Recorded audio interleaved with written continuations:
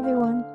Today I'm taking you to Untermyer Garden at the city of Yonkers, New York.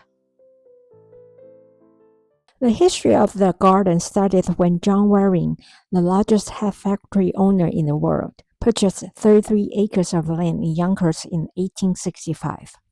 Waring had architect John Davis Hatch build a 99-room mansion called Greystone. In the financial crisis of 1876, he suffered a reversal of fortune and had to sell his factory. In 1879, the Greystone was rented and sold soon after to Samuel J. Tilden, a former governor of New York State.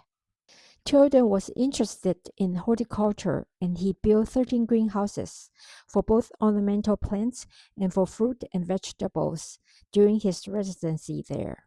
In 1899, Samuel J. Untermyer bought Greystone at the auction from the estate of Tilden.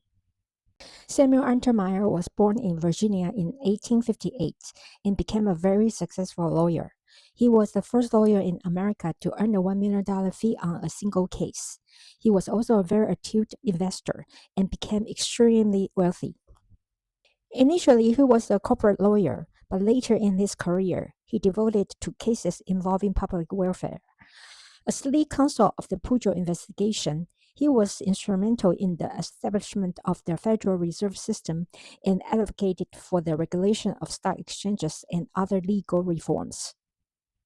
Now a little background on Pujo investigation. The Pujo Committee, officially known as the House Committee on Banking and Currency Subcommittee on Money Trust, was formed in 1912 to investigate the concentration of financial power in the United States, specifically focusing on what was termed the money trust.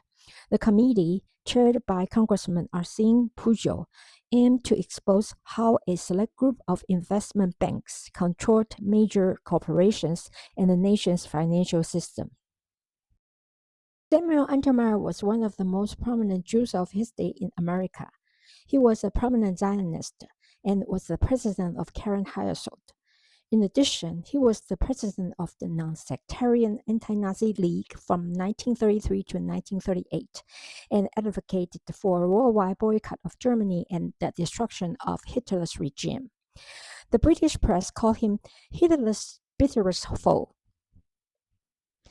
Samuel Untermyer was also passionately interested in horticulture. He famously said that if he could do it over again, he would want to be the parks commissioner in New York City. Unlike most wealthy garden owners, Untermyer was expertly knowledgeable about the horticulture. The level of horticulture at the Untermyer Gardens was nationally famous, and some great gardeners got their training there. After he bought the Greystone, he hired architect and landscape designer WilliamWellesBosworth to create a garden. His ambition for the garden was that it be not less than the finest garden in America.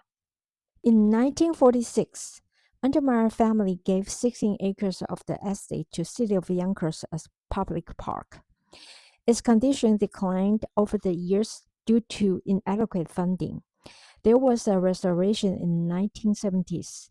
In the 1990s, the city of Yonkers acquired more acreage to total 43 acres, which constitute the park today.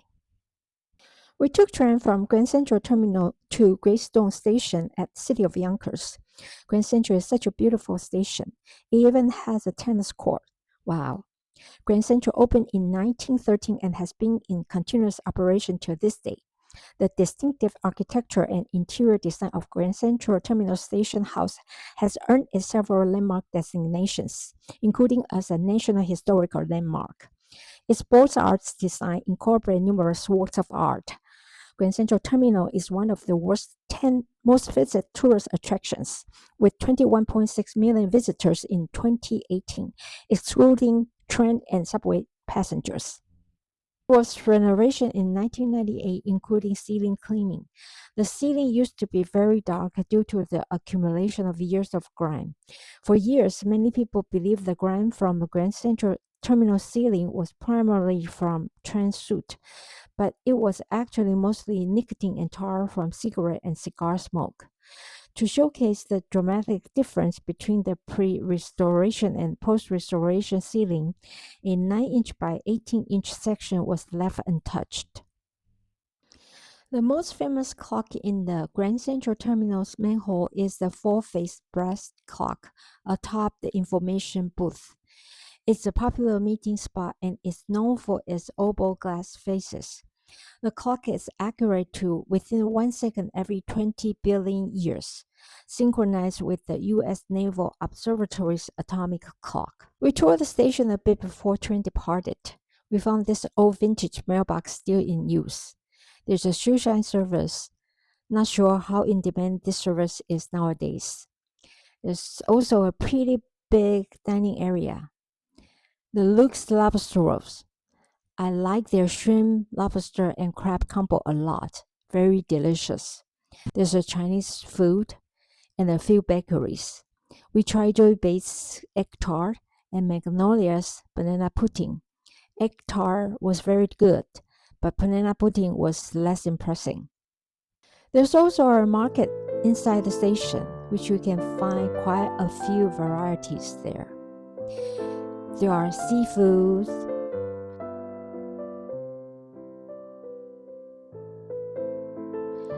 dry fruits,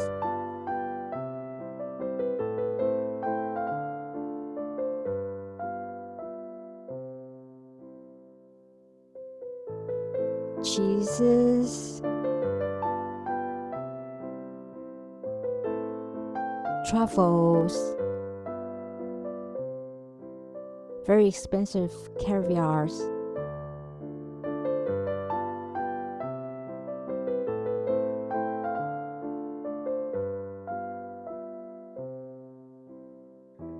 spices,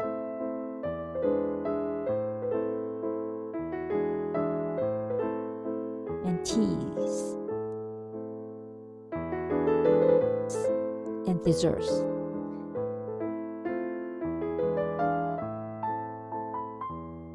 And fresh fruit.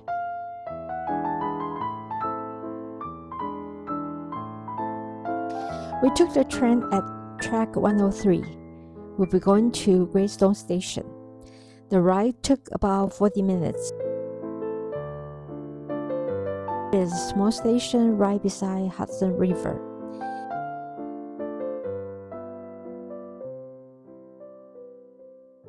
It's New Jersey on the other side of the river.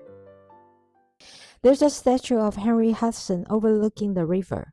The river was named after him because he sailed up the river in 1609 while working for Dutch East India Company, searching for a passage to Asia.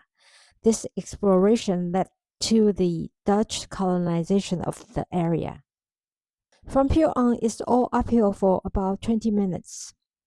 20 minutes later, we have arrived at Untermyer Garden. The garden was divided into sections with different themes. The first section after the entrance is the walled garden.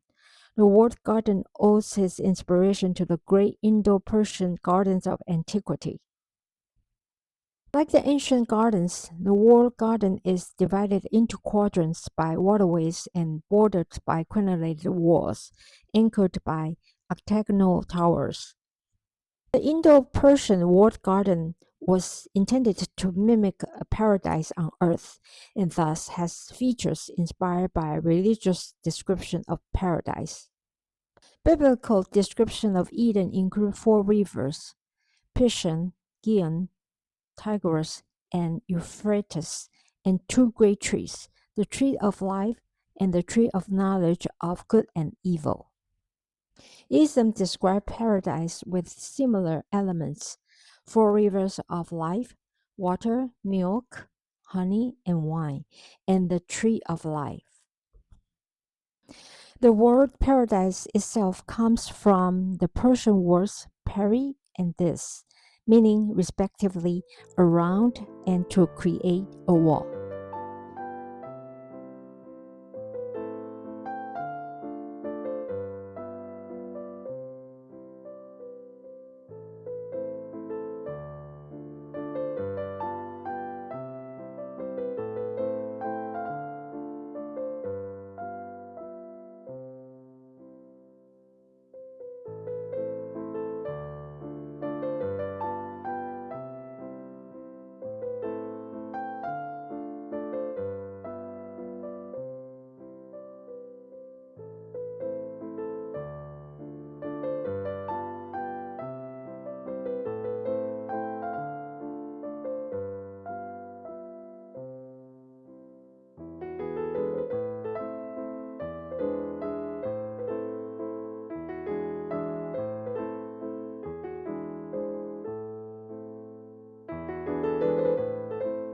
The next section is the vista.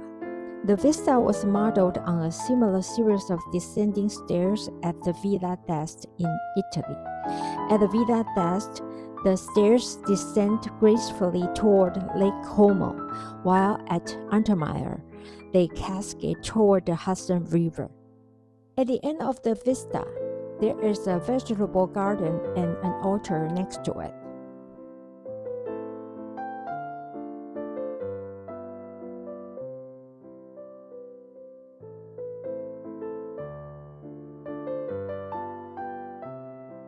On the way to Temple of Love, there are piles of stones. Whoever did that are incredible. It seems impossible to find enough surface to put the stones on top of each other, let alone stay balanced. Temple of Love is a stupendous rocky fantasy capped with a round temple. It was the centerpiece of an extended rock garden and was flanked by terrace beds. The outcropping was an elaborate water feature, with water coursing all around it in various waterfalls and ponds.